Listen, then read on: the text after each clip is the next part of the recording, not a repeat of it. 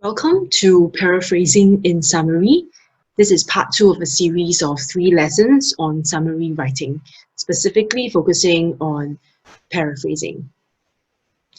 Now, just a recap, we have done word substitution in the last lesson, and so today we will focus on learning clause swapping and part of sentence restructuring. In fact, there are 4 sub-strategies to sentence structuring, and we'll cover 2 in today's lesson.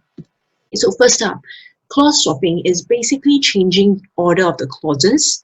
Now, a clause is a grammatical unit or expression that consists of a verb. I will show you examples in the next few slides.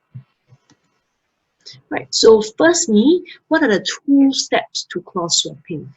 The first step, identify the clauses, and step 2, switch the order of the clauses.